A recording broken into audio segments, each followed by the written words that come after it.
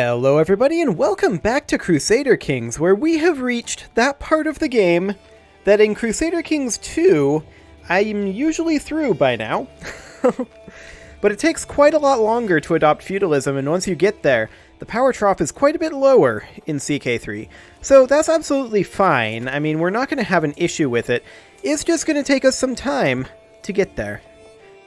So we need to invest very, very heavily in our capital duchy, and what happens outside of our capital duchy is honestly irrelevant for the next maybe 50 years. It's going to be a while. Now we're going to have a succession here relatively soon, and when that happens, we're going to lose this county. We're going to need to immediately take it back. And hopefully we'll be able to. I think we should be able to. We're also potentially going to have some rebellions brewing. That's something we need to be concerned about. Now we should probably consider what we need. That's battlements to upgrade all of these. That's, of course, also battlements. For the temple, it is manorialism. Okay. Good to know.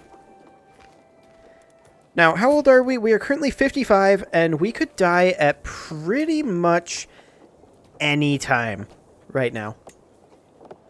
So that is definitely a concern. We want to spend as little money as possible over here, I think. This is an alliance proposition. We accept that for right now. I don't care who it is. I'm not going to be participating if they declare a war. Most likely. We are just trying to get our income up right now. That is by far the biggest focus here. So I do want to build a city here as well as a temple holding here, because we can't build a castle holding in this county. And we're not going to hold either of these personally. Well, we're going to hold the temple holding personally for a little while, I suppose. Now, are we going to end up losing Malbork in this succession? It doesn't look like it. Okay. I'm fine with this. This guy's 38. He's already got plenty of kids, so we're fine on that front. How much money does our player heir have? None. Okay. Noted. We can demand some payments. Yes, 75 gold. Done. 5 gold? No thanks, that's not enough. 8 gold? Nope. Not worth it. 15? No. 75, though, that's pretty worth it. Now, all of these are currently fully built, and of course, to construct a duchy building here, we're going to need the Burrs innovation. And so, after we finish Royal Prerogative, we're probably going to just go through those three. Battlements first, I believe. Does this increase our taxes? Yes, it does. So definitely battlements first. Then manorialism. Then Burrs, I think. So that is going to take some time. And by the time we have that, we will have chronicle writing as well. And we'll be making some progress on all these others, but not a huge amount until we actually focus on them. So that is absolutely fine. I'm a little sad at these log forts, though, and their tax levels. Or, shall I say, their utter lack of tax levels.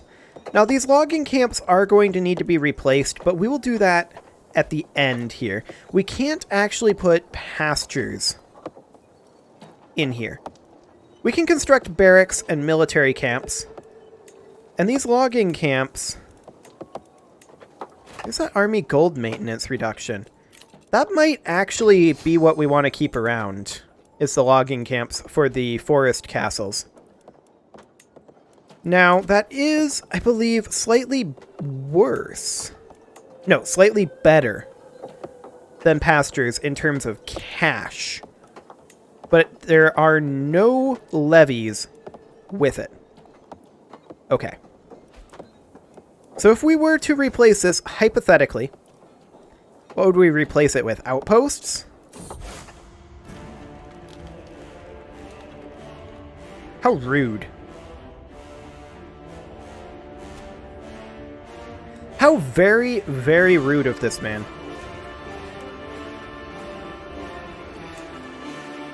Because Pomerania, we actually care about. Okay. So, the Kingdom of Pomerania. It would be this.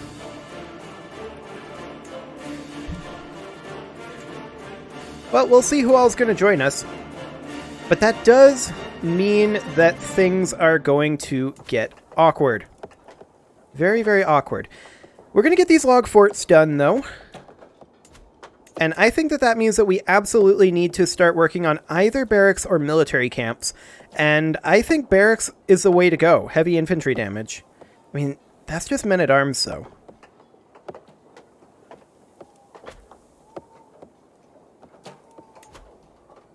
Should we start creating some men-at-arms regiments? Unraised maintenance is 0.4 per month.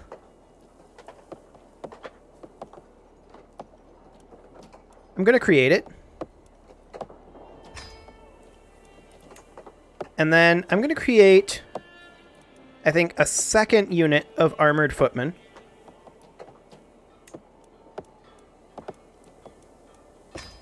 And then a single unit of pikemen. You can see our taxes just withering away. And then we're going to go for, I think we're still better off with these skirmishers, right? They still have better base stats. Let's see, 31 to 36, 12 to 16, 0 to 10, and 0. Yeah, these skirmishers are still better.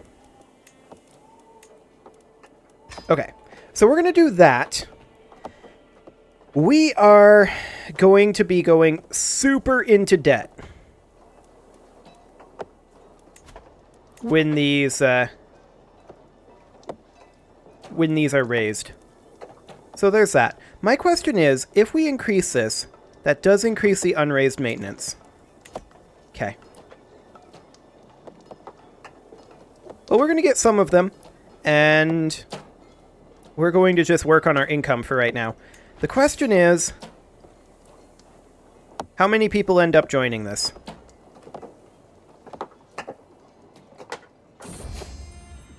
Okay, we could invest in a jeweler's workshop in Pomerania, prestige and holding taxes, or a mason's workshop, again, in Pomerania, holding taxes of 20%, or we could just gain 15 gold.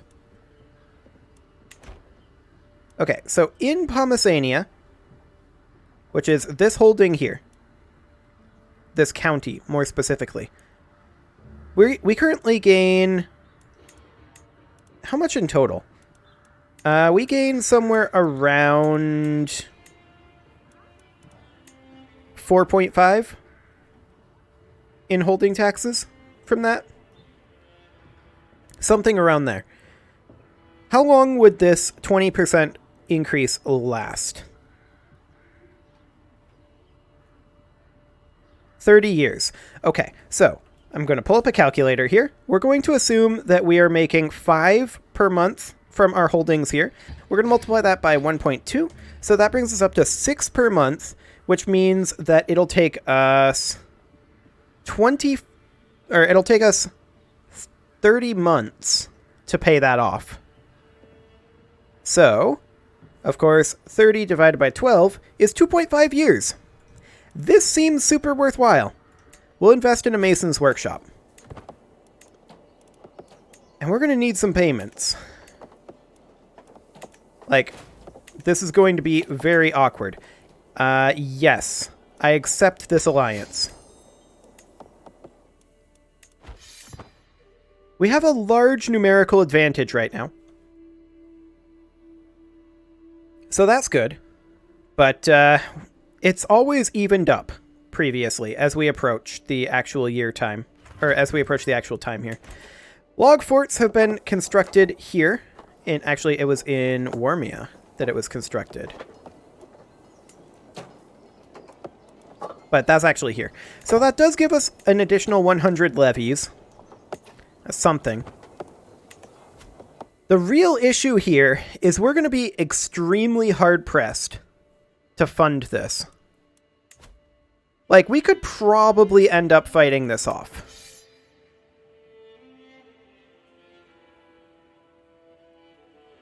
But this is going to be very expensive. So I want to see what's going on here. The war chest is a collection of gold, piety, and prestige. The contents are primarily used as rewards for successfully winning undirected Great Holy Wars, where they're divided between the attackers based upon their participation in the war.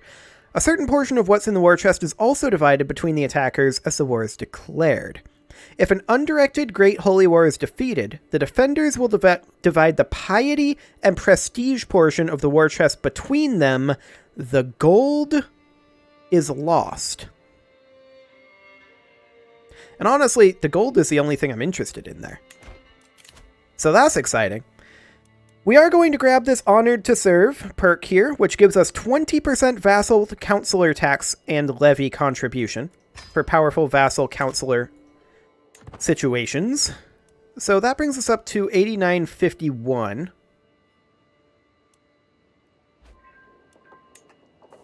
But it's the cash that I'm concerned about.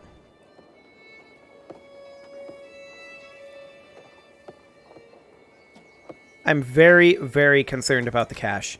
We have our men-at-arms back-ish, but when we raise them, they're going to be costing us a lot.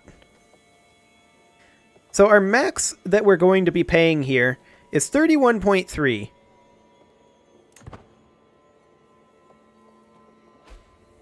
And we can't keep that for very long. We certainly cannot keep that for very long.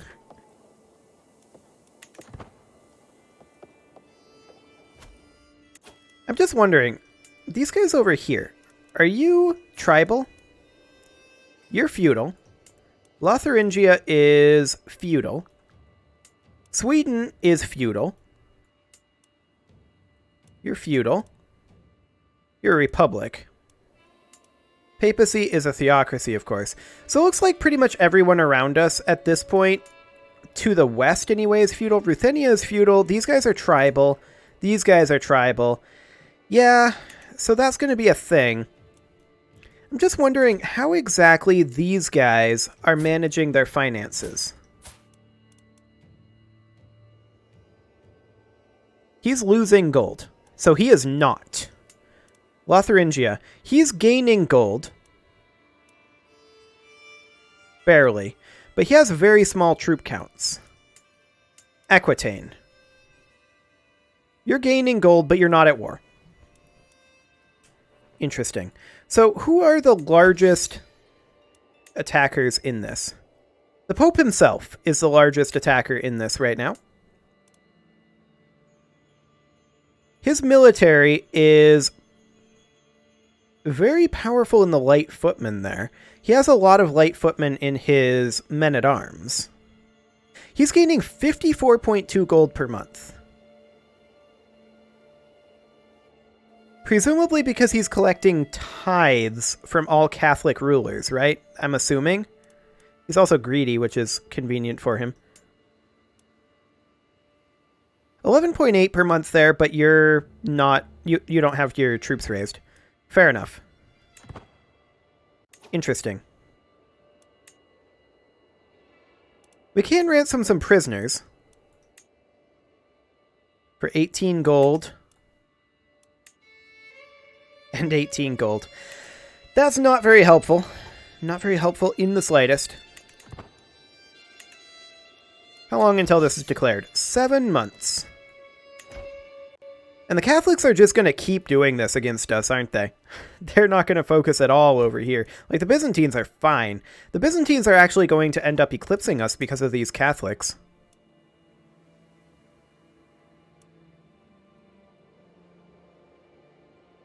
Well, we're actually going to try to defend this because we cannot afford to lose Pomerania. If we lose Pomerania, that is a big problem for us. So we're going to definitely want to put our rally point somewhere like Magdeburg. Somewhere over there. But we're not going to raise our troops for a while. Who is this person? Okay, we'll just imprison them. We could ransom them immediately back for 68 gold. Sad.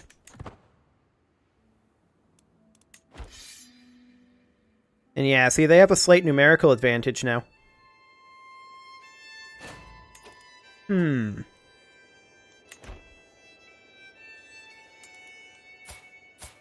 We could stop this, of course.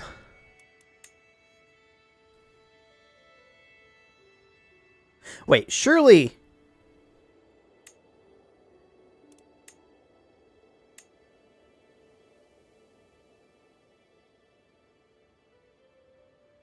he would accept this.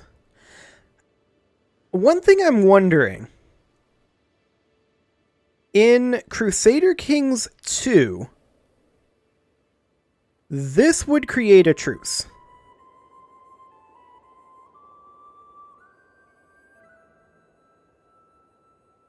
Would it in Crusader Kings 3?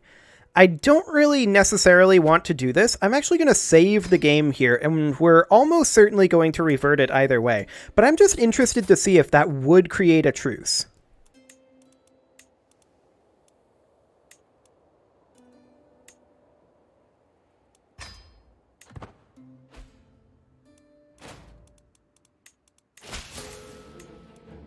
He accepts it.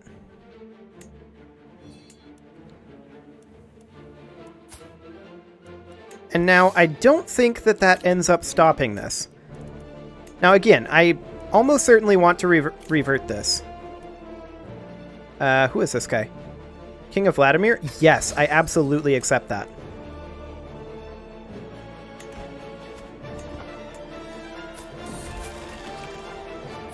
We'll just think about it alone. Okay, so I'm pretty sure that despite the fact that he has our granddaughter as a ward, I'm pretty sure he can still declare this. Wait a sec.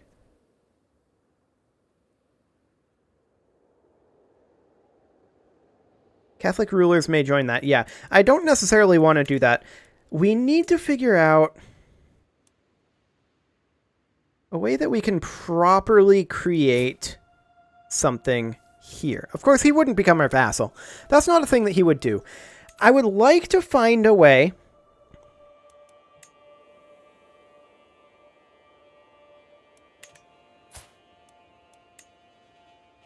I mean, we could just attempt to seduce this guy.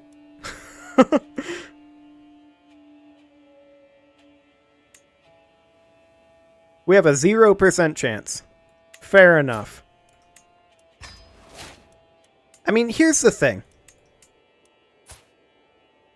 We can't send him a gift because we need 225 gold. But we gotta find some way to get the Pope to be not willing to declare these, right? And it's probably too late at this point, is my guess. He's almost certainly going to declare this. But I'm just interested to see what that ward ends up doing, and we're probably going to revert back to that save that we just made. Because I don't think that the ward actually stops anything here.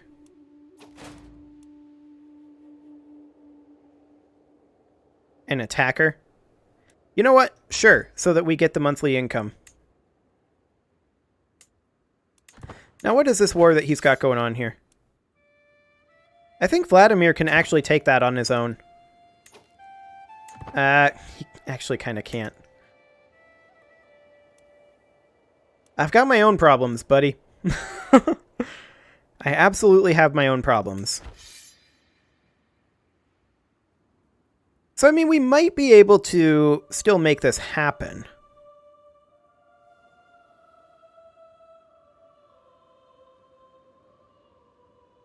Potentially. They're continuing to get some numerical advantage here, but it's not huge.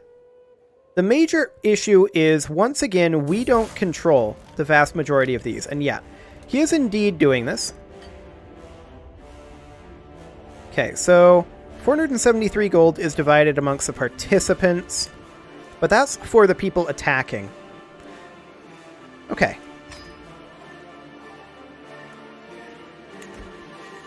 So the other option, of course, is we could just adopt Catholicism, but I kind of don't want to do that. Okay. We can no longer sway him. We can call our allies in, though. And we're going to call in Vladimir. We're going to call in this guy. We're going to call in you. We're going to call in you. We're going to call in you. And you. And you. Although we need to choose the crusade. There we go. Excellent. We can demand some payments, and we probably should. But none of these people have any money. That makes sense. You don't have money. You don't have money. And you don't really have money. Okay. We can negotiate 2 additional alliances, though. And we absolutely should. Okay.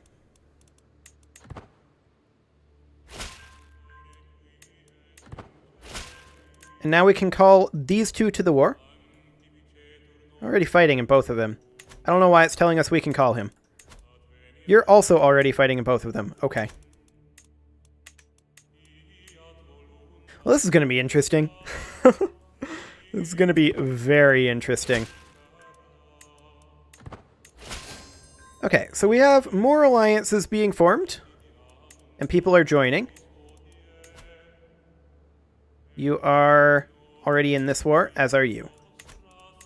Okay, we'll dismiss those. There's another alliance. And he's already in this as well. Okay. So there's all of our allies in. Now the question is, how did that even it up? Actually, it's really even now. Great. So we want to hold off on raising our troops for as long as possible. Because we are absolutely going to go into debt here. This is a pretty major force. So that's definitely something we need to consider. When are we going to get our next perk and get admin? That'd be nice. That would be very, very nice.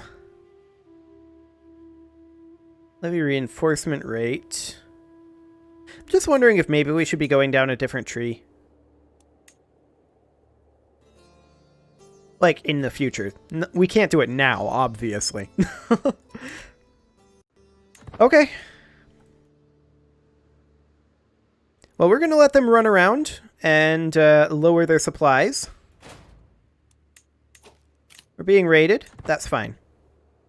We're going to have our allied troops just moving around as well for right now.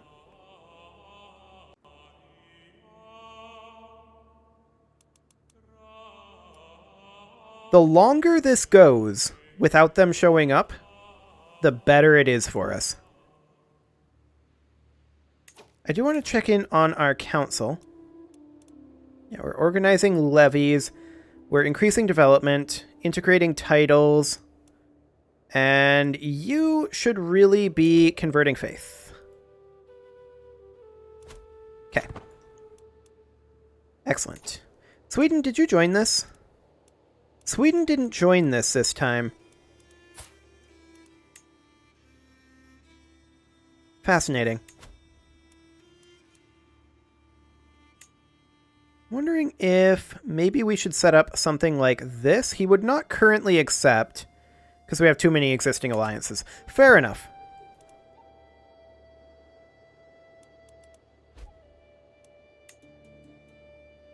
Well, here's their main force moving northward. Now, the supply limits here are garbage, so they're going to be losing supplies as they come across the Alps here. This is going to be pretty rough for them. They're going to have a hard time resupplying for a little bit. And I'm interested to see... Yeah, he's still making plenty of money, but some of these other people who are in this war, if we open up the actual crusade here, and we look at, say, Countess Isabel. She's losing money, but she has plenty banked up, mostly because she joined the crusade. So that's an interesting thing, that the crusaders get a pretty big chunk of gold when they enter the crusade, and the defenders do not. I have to assume that that is to give an incentive to crusade. So that's interesting. We're going to still continue to hold off on raising up our troops, though. Now, I want to check here. We're not in Pomerania until they're here. Oops, I did not mean to do that. So we may want to set up our rally point somewhere around here. What is the supply limit there? Pretty low. I mean, the supply limit everywhere is pretty low. So there's that.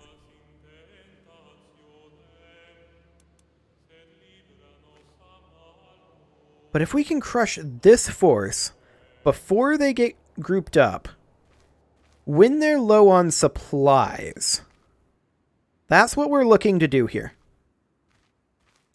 However, it is time to put a cut in here.